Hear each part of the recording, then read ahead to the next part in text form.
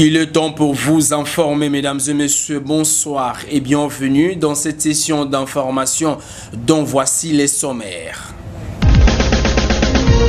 À la une de cette session d'information, la première ministre Judith Suminwa est arrivée ce jeudi à Kisangani pour la célébration du Génocoste prévu ce vendredi 2 août 2024.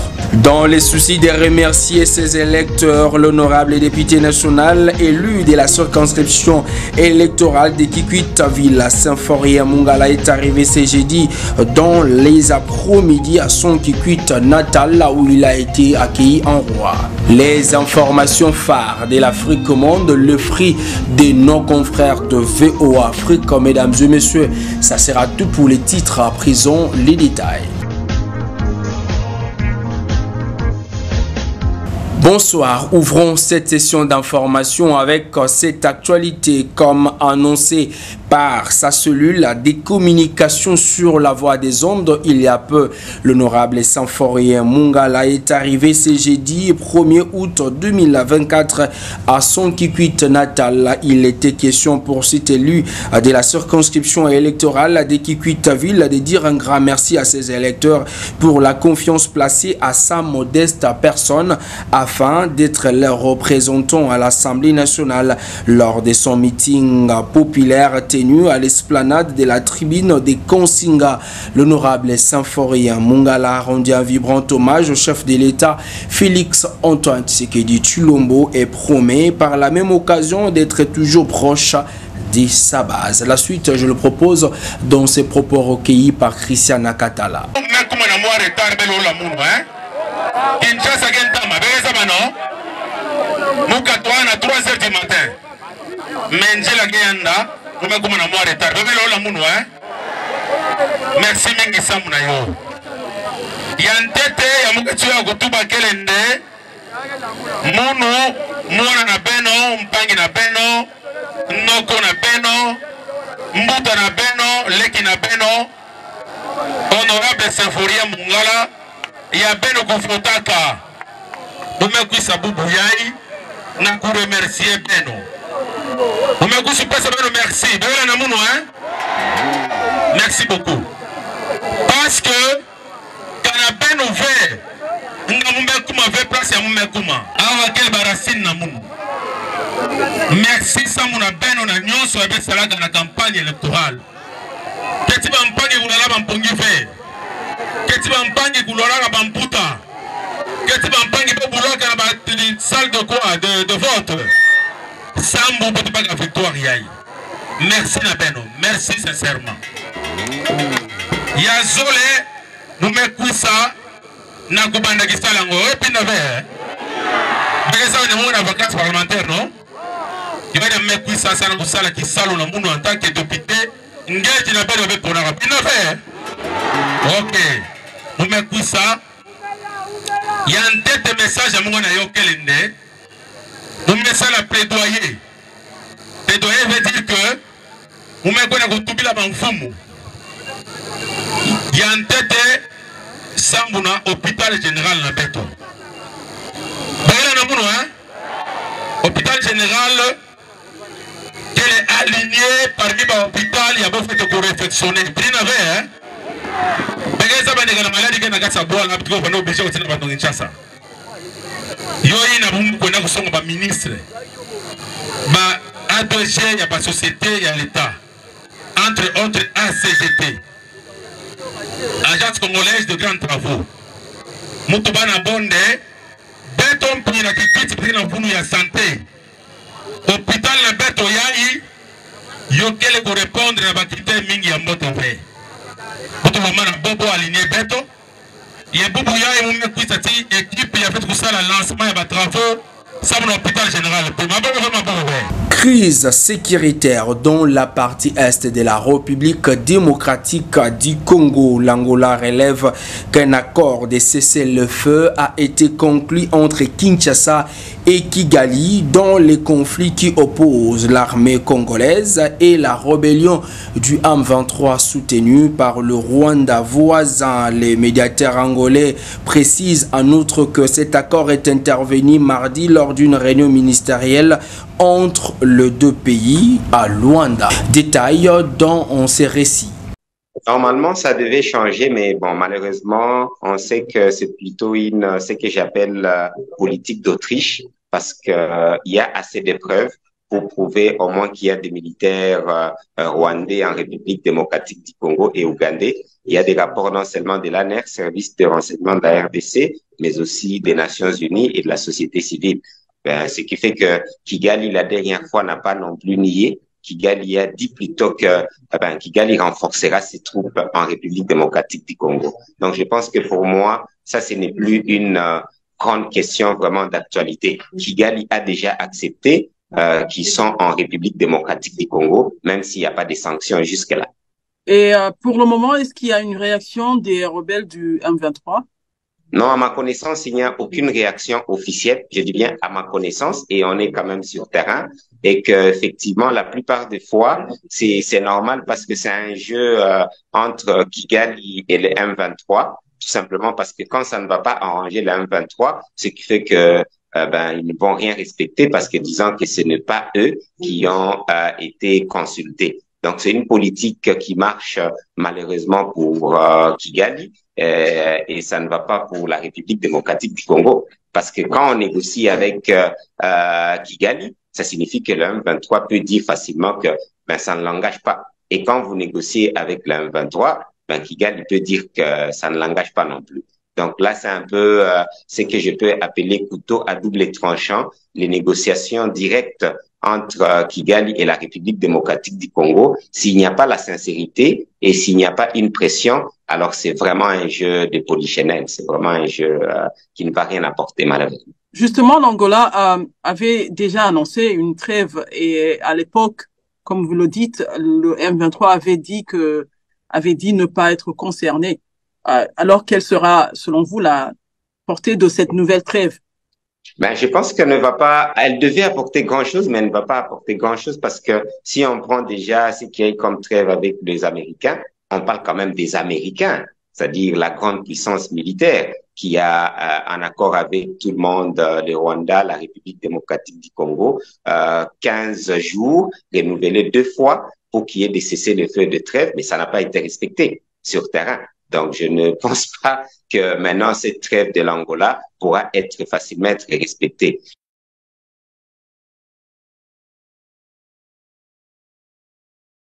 Je le disais à l'entrée de cette édition du journal, la République démocratique du Congo rend hommage ce vendredi 2 août 2024 aux millions de Congolais victimes d'atrocités liées au conflit armé. La première ministre de la République démocratique du Congo, Judith Suminwa, est arrivée ce jeudi 1er août 2024 à Kisangani dans la province de la Chopo pour la commémoration de cette journée nationale du génocide congolais pour des gains économiques.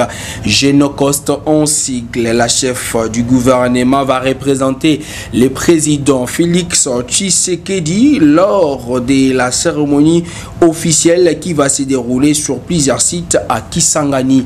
Nous allons revenir sur cette actualité dans nos prochaines éditions. Et pendant ces temps, dans la ville de Kikwit, dans les soucis de commémorer, de passer à cette journée dans la méditation en mémoire des millions de Congolais décédés pour des causes injustes, Fonarev Kwilu à Kikwit a organisé une réunion préparatoire ce jeudi 1er août 2024 avec toutes les parties prenantes au siège social du ministère de l'Affaires sociales de la ville de Kikwit. Nous renseigne ce reportage de votre rédaction. En prélude de la journée commémoriale du Génocost, génocide congolais pour des gains économiques, le Fonarev Kwilu à Kikwit a organisé dans les avant-midi de ce jeudi 1er août 2024 une réunion très capitale avec toutes les parties prenantes. Question de réunir toutes les conditions possibles pouvant permettre la réussite de cette commémoration. Madame Olona Imbungu, point focal local. Fonarev Kwilu appelle la population kikwitoise, mais aussi les déplacés des guerres habitant la ville de Kikwit, de prendre part à cette manifestation commémorative à l'esplanade de la commune de Lukemi. Mbasi na 10h juste betu nyonso dans la commune de Lukemi. Esplanade de la commune de Lukemi betu nebingisa nde nyonso tolanda betu. Parce que na ma foi betu mwana te pesa mte invitation de kwisa betu na ma foi. Invitation de pesanki na fête. Ma foi de pesanki communiquer metala nge yo metala imuni yo metala betu nyonso. Beta kwisa mbashi na commune ya Lukemi. Nde atola munu. Surtout dans va déplacer. Yaka mwana sap, ya mubonde ina bete binambo ya kwa montu. Nde ya mesibir makambo nyonso ya bete na kutuba. Bete le bingisa ben. Bete na kudzilampi. Bibo ati ya bete na réunion. Papa Aimé Tumba, paix à son âme.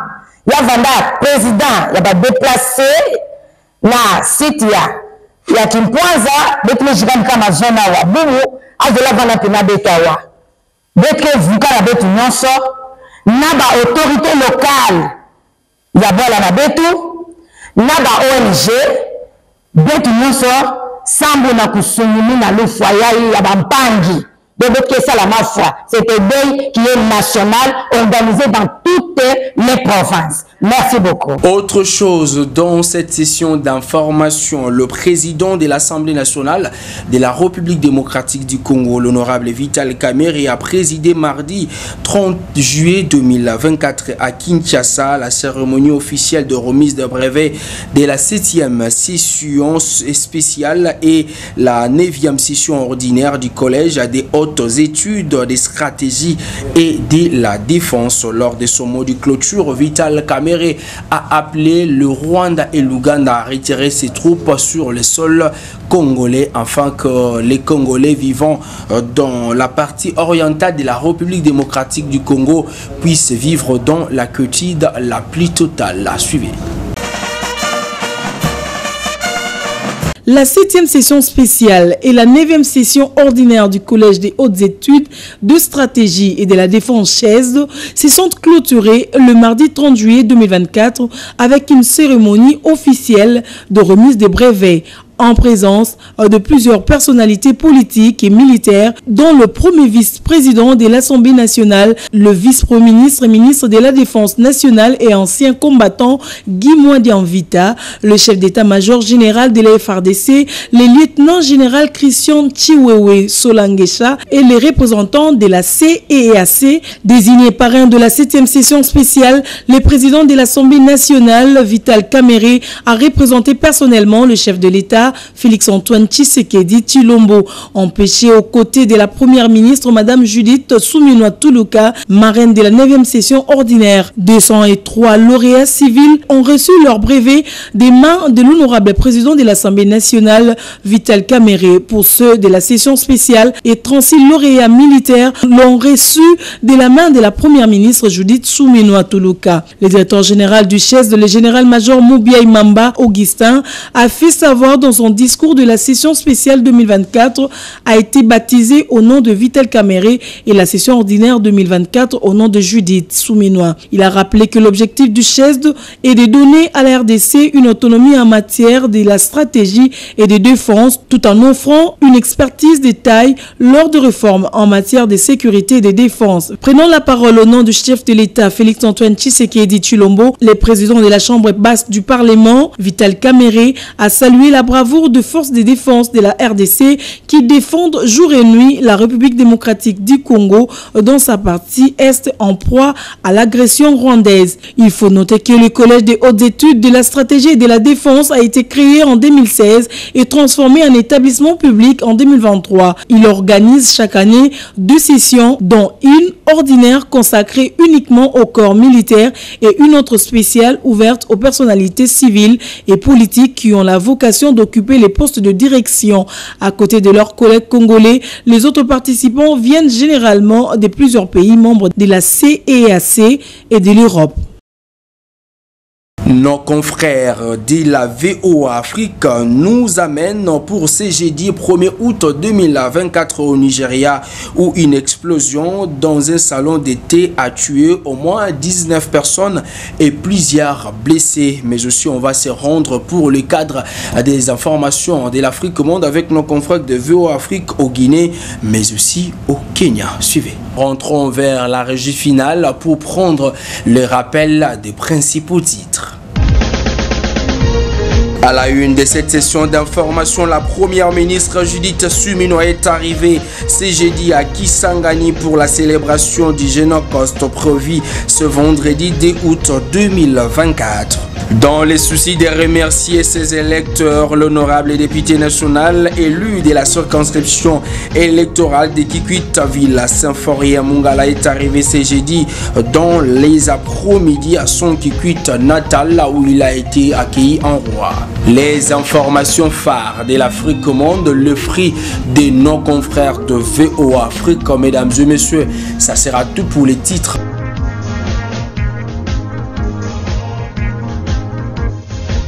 Ainsi s'achève complètement cette session d'information, mesdames et messieurs. Merci de l'avoir suivi. Au revoir.